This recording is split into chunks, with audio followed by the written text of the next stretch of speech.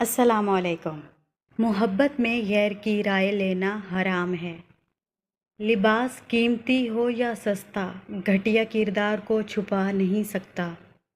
مانگی ہوئی محبت کا مزہ بگڑی ہوئی شراب جیسا ہوتا ہے۔ انسان جب تک چاہے جانے کی آرزو رکھتا ہے، وہ کبھی آزاد نہیں ہو سکتا۔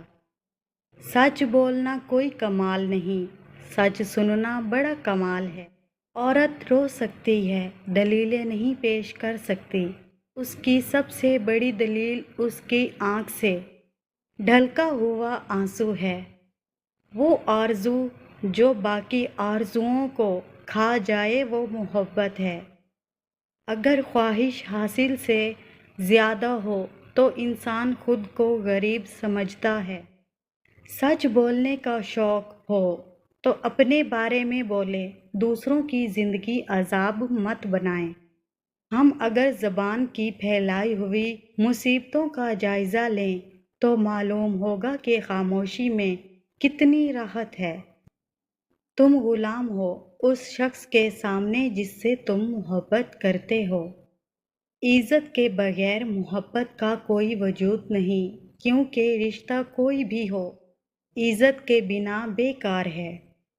جو جتنی توجہ کے قابل ہو، اس کو اتنی اہمیت دو۔ کم ظرف لوگوں کا حد سے زیادہ خیال رکھو گے تو اپنی اہمیت کھو دو گے۔ نگاہ کا عدل وہ ہے جسے دوسرے کی بیٹی میں اپنی بیٹی نظر آئے۔ تعلیم انسان کو بولنا تو سکھا دیتی ہے، مگر یہ نہیں سکھاتی کہ کب، کہاں اور کیا بولنا ہے۔ کسی دوسرے کی خوشیاں صرف اس وجہ سے خراب نہ کرو کیونکہ تم اپنی نہیں پا سکتے۔ اگر آپ نے کسی کے کردار کا اندازہ لگانا ہو تو یہ دیکھو کہ وہ ہنستا کس بات پر ہے۔ لوگ اپنی بوریت دور کرنے کے لیے آپ کو عزیز رکھتے ہیں تو اسے محبت سمجھنے کی غلطی مت کیجیے۔ جب نظر انداز ہونا شروع ہو جائیں تو کنارہ کر لیں، کیونکہ وضاحتیں کبھی بھی آپ کا کھویا ہوا مقام واپس نہیں لا سکتی۔ ہاں، مگر خاموشی آپ کو مزید تذلیل سے ضرور بچا لیتی ہے۔ اپنے شریک حیات کے تمام عیب معلوم ہونے کے باوجود اس کے ساتھ بہترین زندگی گزارنا ہی اصل محبت ہے۔ اگر آپ نے اپنی چاہت میں کوئی کسر نہیں چھوڑی، پھر بھی آپ کا ساتھی آپ سے ناخوش ہے تو اسے آزاد کر دیں۔ اگر کوئی عورت آپ سے آپ کا مرد چرا لیتی ہے تو سب سے اچھا بدلہ یہ ہے کہ اسے ادھر ہی رہنے دیں، کیونکہ اصلی مرد چوری نہیں ہوتے۔ عورت میں ڈٹے رہنے کی بڑی قوت ہوتی ہے۔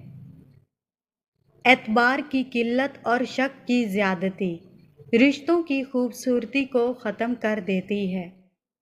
انسان کی خواہشات کا پیالہ اس لیے نہیں بھرتا کیونکہ اس میں ناشکری کے سوراخ ہوتے ہیں۔